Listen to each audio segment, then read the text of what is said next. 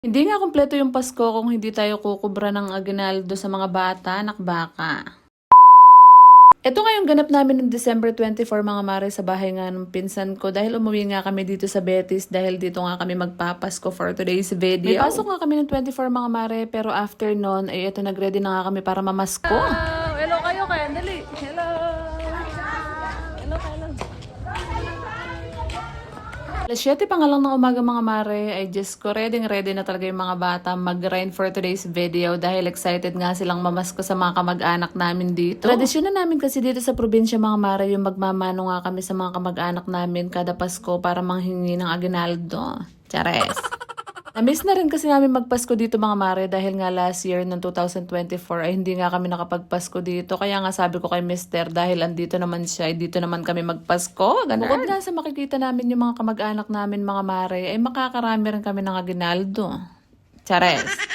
Alam nyo, karamihan talaga ng mga tao dito sa amin mga mare ay kamag-anak namin. Kaya nga kung makikita nyo mga mare, halos lahat ng pinupuntahan namin dyan ay halos kamag-anak din namin sa side ni Papa ko. Kaya eto, tuwang-tuwa yung mga bata at marami silang napamaskohan. Ito rin yung chance mga mare na nakikilala nga rin ng mga anak ko, yung mga kamag-anak nga namin dahil hindi naman lahat kilala nila. Gugulat nga rin yung mga iba kong kamag-anak mga mare dahil nga pangaragul na raw ng mga anak ko. Hindi nila alam na anak na ako ng 3. Chares! So yun nga mga mare, going back, ito after nga naming mapuntahan yung iba pa namin kamag-anak, naglakad-lakad pa nga kami para nga mapuntahan pa yung iba. Diyos ko, tong anak ko pagod na maglakad. Sa ngalan ng aguinaldo mga mare, kahit mainit at puyat yung nanay, tuloy-tuloy pa rin ang grind, nakbaka. Chares!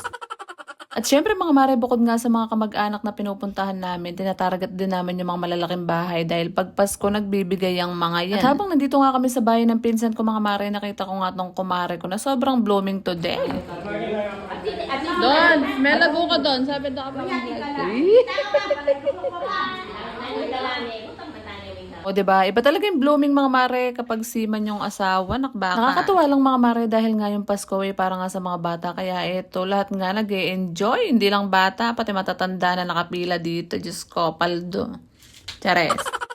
Imagine nyo nga mga mare, itong bahay na pinuntahan namin na sobrang laki, namimigay nga sila at nagpapapila, mapabata, mapasenyor, walang pinipili, lahat binibigyan, ganun. After nga namin pumila dyan mga mare, lumabas na nga agad kami kasi nga marami ng tao at ito yung iba umuwi na dahil alas 9 na nga ng umaga dyan, sobrang init na. Sobrang pagod na lakaran mga mare at sobrang init na, ito nagpahinga nga muna kami dito sa Gedli at umupo muna kami dahil Diyos ko, ang sakit na ng mga paa namin. Dahil pagod na nga mga mare, naisipan na nga namin umuwi at natsyempohan nga namin tong tita ko na binigyan nga ng aguinaldo yung bunso ko. Sana all. So yun nga mga mare, pagpasok nga namin ng bahay, ito na nga yung pinaka-exciting na part, ang pagkobra ng mga aguinaldo ng mga bata. Chares! Habang nagbibilang nga ako mga mare, isi-shoutout ko nga pala lahat ng mga napuntahan namin na kamag-anak na nagbigay sa amin. Maraming salamat at Merry Christmas sa inyo. Sana nga marami pang dumating na blessings sa ating buhay mga mare sa taong 2026 para hindi lang yung mga bata, pati rin tayong matatanda ay pumaldo. Ganun. So yun nga mga mare, after ko ang i-audit yung mga pera na napamaskuhan nga ng mga bata, ay nung hapon nga, eto Diyos ko, nag-umpisa na naman kami magkantahan.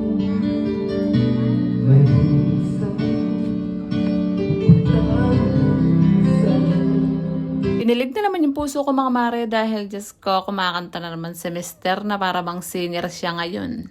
Chares. At syempre mga mare, hindi rin kami magpapakabog ng tita ko dahil may entry rin kami.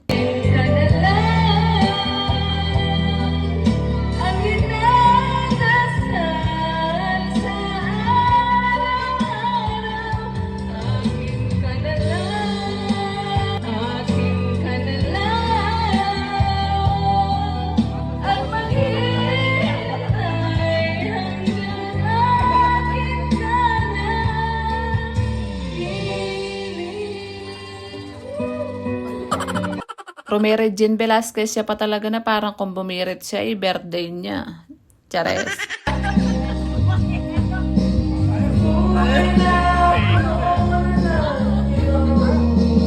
Sa patong mister ko na to na parang ayaw nang magpaawat kumanta. Sobrang simple lang mga mare at nag-enjoy talaga kami sa Pasko ngayong 2025. Kaya hanggang dito na lang muna yung aking chika for today's video. Salamat sa panonood!